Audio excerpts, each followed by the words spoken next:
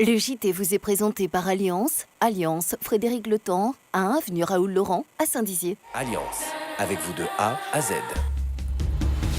Journée mondiale de lutte contre le sida, mobilisation et prévention à Saint-Dizier.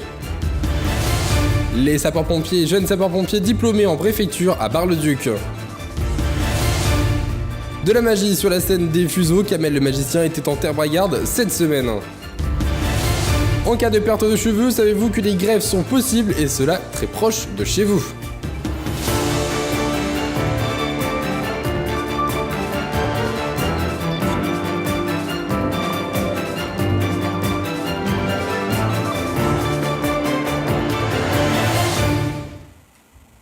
Samedi 2 décembre, bienvenue dans le JT de Puissance Télévisions.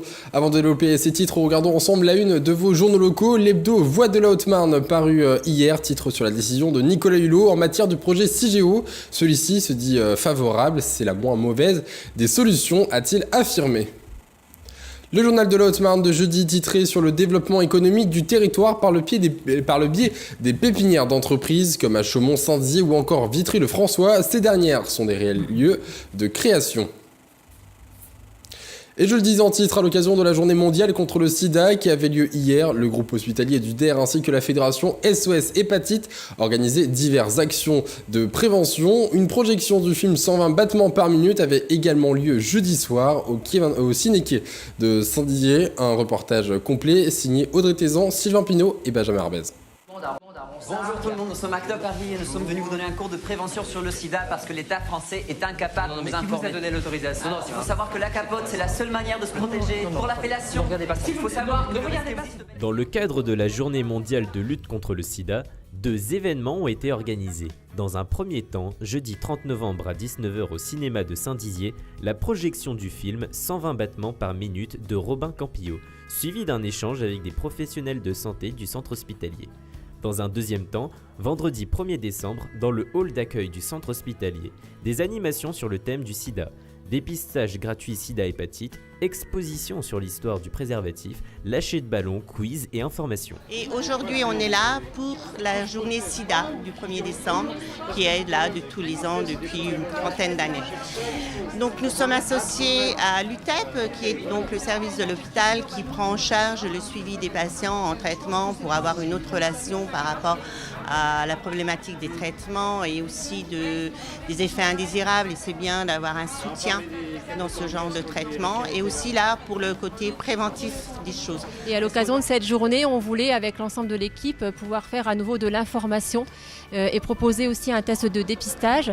Le test de dépistage, on peut le faire à tout âge, aussi bien quand on est jeune, mais aussi quand on a 50, quand on a 60, 70 ans. Là, on a créé cette exposition sur les préservatifs, en fait, pour un petit peu dédramatiser cette utilisation et montrer que, voilà, que ça peut être plutôt fun d'utiliser des préservatifs.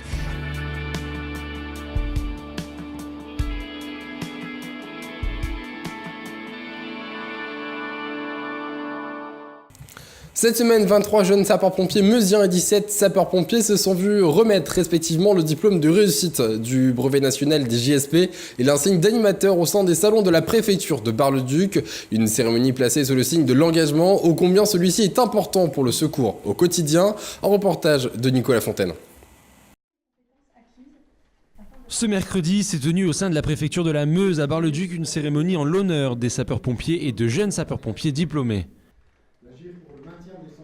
Au total, 23 jeunes sapeurs-pompiers se sont vus remettre le diplôme attestant la réussite du brevet national des jeunes sapeurs-pompiers et 17 sapeurs-pompiers se sont vus remettre l'insigne d'animateur des mains de Madame Diane Candace, directrice de cabinet de la préfète de la Meuse.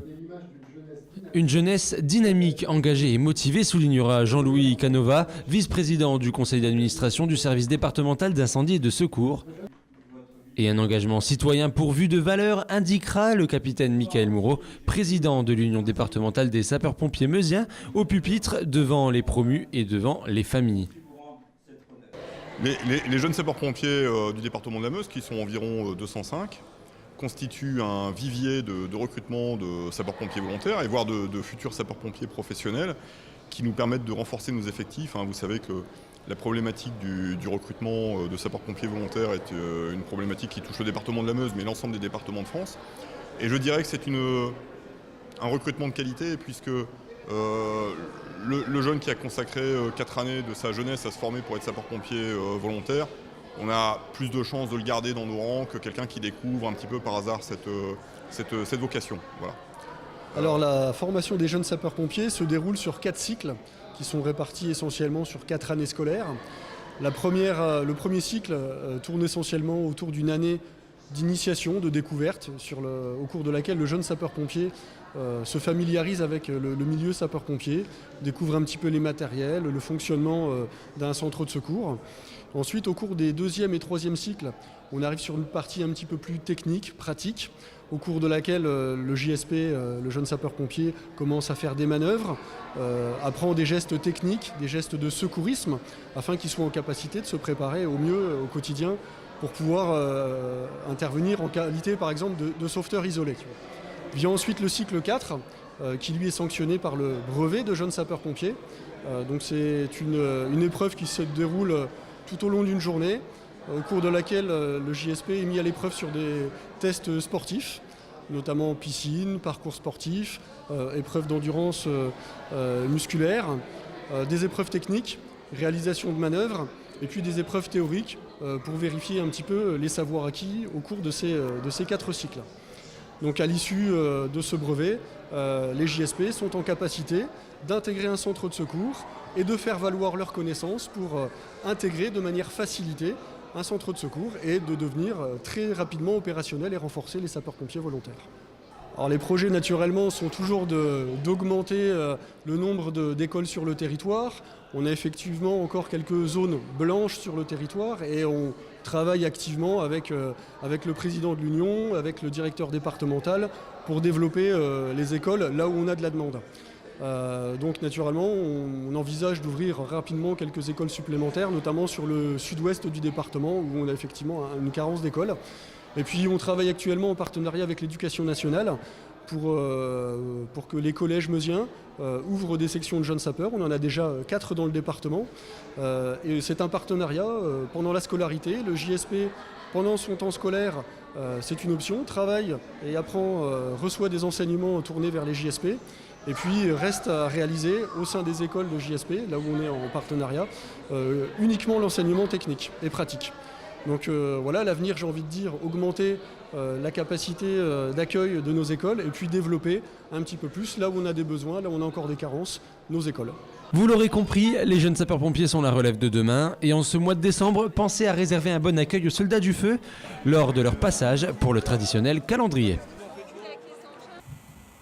Et ça y est, le mois de décembre a bien débuté, la neige est même au rendez-vous. Les festivités de Noël vont aussi commencer. Pour en parler, j'ai à mes côtés notre journaliste Nicolas Fontaine. Bonjour Nicolas. Alors bonjour, quel est le programme de ces festivités pour Saint-Dizier ? Alors Antoine, les festivités cette année, elles débuteront le 9 décembre avec la Saint-Nicolas. Ça débutera dès 19h au pied des remparts avec le traditionnel feu d'artifice, suivi ensuite du défilé de Saint-Nicolas et du Père Fouettard qui rejoindront ensemble l'hôtel de ville. D'ailleurs, le thème de ce cortège cette année, ce sera le Roi Lion. Et puis viendra du coup ensuite la distribution des papillotes sur la place Aristide-Briand pour finir ensuite avec le lancement des illuminations de Noël et y compris le grand sapin de Noël. J'imagine que c'est pas tout, il y aura également des animations tout au long de ce mois de décembre. Oui bien sûr, alors j'en ai sélectionné une parmi les déambulations qu'il y aura dans les rues de la ville. Le 16 décembre par exemple nous aurons les fêlés, c'est en 2 mots. Pour résumer un peu l'animation, ce seront 3 fées un peu déjantées qui déambuleront dans les rues du centre-ville au milieu des passants entre 15h et 18h. Bien sûr, d'autres déambulations sont prévues au cours de ce mois de décembre. Vous pourrez retrouver les autres déambulations sur le site de la ville de Saint-Dizier. Et cette année marque aussi un retour très important pour les habitants. Oui, en effet, cette année, puisque la patinoire est de retour sur la place Aristide-Briand. Ce sera une patinoire de 700 mètres carrés. Elle débutera dès le 20 décembre. L'entrée sera au tarif unique de 4 €. Alors à noter que dans un premier temps, la patinoire sera ouverte que les après-midi de 14h à 19h. Ce sera les 20, 21 et 22 décembre. Puis du 23 décembre au 7 janvier, la patinoire sera ouverte également le matin de 10h à midi. À noter bien sûr que la patinoire sera fermée 2 jours, à savoir le 25 décembre et puis le 1er janvier. C'est ça. Et le traditionnel marché de Noël dans tout ça? Alors oui, il sera comme à chaque année sous les petites halles. Une dizaine de chalets seront présents pour vous aider à trouver vos cadeaux de dernière minute pour Noël et aussi pour vous aider à préparer pourquoi pas votre réveillon. Donc je vous l'ai dit, ça sera sous les petites halles. Et puis Antoine, je finirai juste avec un truc, c'est de la sculpture sur glace. Ce sera des démonstrations donc de sculpture sur glace avec des ateliers participatifs, toujours sur la place Aristide Briand et ça sera le samedi 23 décembre. Merci beaucoup Nicolas. Les programmes justement des festivités à Saint-Dizier, Bar-le-Duc ou Vitry-le-François sont à retrouver dès maintenant sur le site internet de Puissance Télévisions. Mercredi, Kamel le magicien était présent au centre culturel des Fuseaux pour son nouveau spectacle, un show qu'ont pu vivre en live Audrey Thézan et Manon Collinet. Mercredi 29 novembre, la salle de spectacle des Fuseaux recevait Kamel le magicien. Il s'est produit devant un public émerveillé par sa magie, mêlée à un humour bienveillant.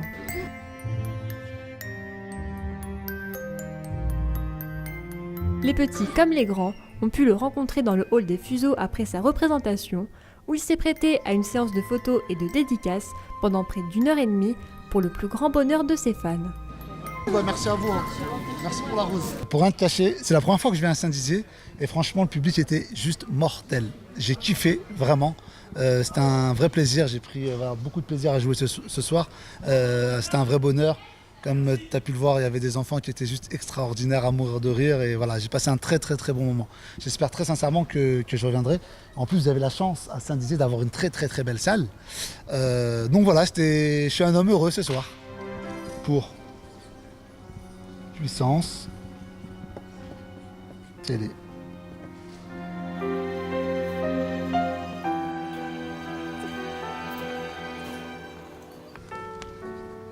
Voilà.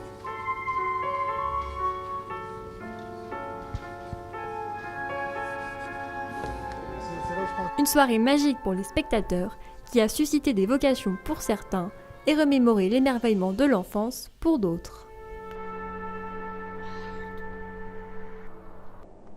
Et croyez-vous en l'hypnose? Une question que nous vous posions cette semaine sur les réseaux sociaux de Puissance Télévisions. Vos réponses en sont oui largement à 75%. Et afin d'en comprendre un peu plus sur les effets de l'hypnose, Audrey Thézan et Sylvain Pinault sont allés enquêter. Alors que l'hypnose de spectacle est de plus en plus populaire, l'hypnothérapie reste, elle, plus méconnue. Pratiquée par des hypnothérapeutes diplômés, elle consiste à guérir des troubles obsessionnels, des angoisses ou encore des phobies. L'hypnothérapie est une science qui permet de soigner divers maux par l'hypnose, c'est-à-dire en ayant accès à l'inconscient. Donc on soigne par exemple le problème de poids, les addictions, donc le tabac, tout ce qui est angoisse, deuil, divorce. On soigne également la peur des examens, toutes ces choses-là, avec une ou deux séances, quelquefois un peu plus. Et puis on s'adresse à l'inconscient, parce que tout ce qu'on essaie de faire pour se guérir, en général, c'est dans le domaine du conscient. La séance se passe en 3 étapes. On a déjà... C'est à peu près 3 quarts d'heure. Donc on a une vingtaine de minutes de discussion pour que la personne se présente. Ensuite, la personne s'allonge sur le canapé. On fait une séance, non pas d'hypnose de spectacle comme on voit à la télévision où on perd la conscience, c'est pas ça du tout. On se relaxe profondément, de façon à ce que musculairement on soit bien détendu. Et ensuite, je fais mon protocole hypnotique. Donc là, je raconte une histoire à la personne en fonction du souci à soigner. Voilà. Que l'on y croit ou pas, chacun peut effectuer une séance d'essai afin de tester son degré de réceptivité. Et êtes-vous concerné par la chute des cheveux en grande quantité? Savez-vous qu'un centre de micro-greffe capillaire existe à Saint-Dizier? Le principe est simple, greffer à certains endroits des greffons capables de pousser de nouveaux cheveux dans des endroits parfois oubliés. Sylvain Pinault et Audrey Thézan. Le week-end dernier, nous nous sommes rendus dans un centre de greffe du cheveu à Saint-Dizier pour rencontrer un spécialiste et découvrir sa profession. Bonjour, donc je suis spécialisé en greffe de cheveux unité folliculaire par unité folliculaire, dite FUE, pour Follicular Unit Extraction. En fait, il existe deux principales méthodes dans la greffe de cheveux. La méthode dite de la bandelette, qui laisse une cicatrice à l'arrière du crâne. Et l'autre méthode, plus naturelle, à mon sens, c'est la FUE, la Follicular Unit Extraction. Donc, les principales causes de calvitie sont l'alopécie androgénique, qui peut toucher aussi bien les hommes que les femmes. Il est important de consulter son médecin pour déterminer s'il n'y a pas une autre cause, une cause générale, ce qui peut être une carence en thyroïde, une hypothyroïdie, en hormones thyroïdiennes, ou une carence en fer, par exemple. Il existe encore d'autres causes, des causes locales ou des causes plus générales.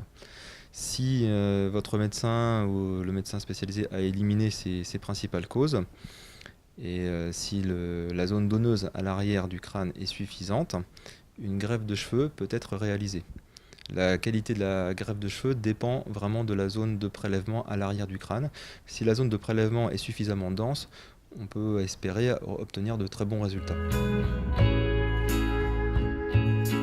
Les cheveux implantés sont définitifs et naturels, ils ne tombent plus. Les résultats de repousse se voient au bout de 6 mois, mais les résultats définitifs ne seront visibles qu'au bout de 1 an.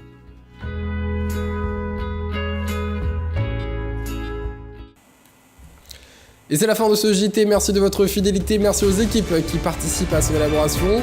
Retrouvez les JT et les différents reportages en replay sur le site puissancetélévision.fr. Profitez-en également pour pouvoir candidater au poste de journaliste et de reporter au sein de notre chaîne. Très bon week-end à tous.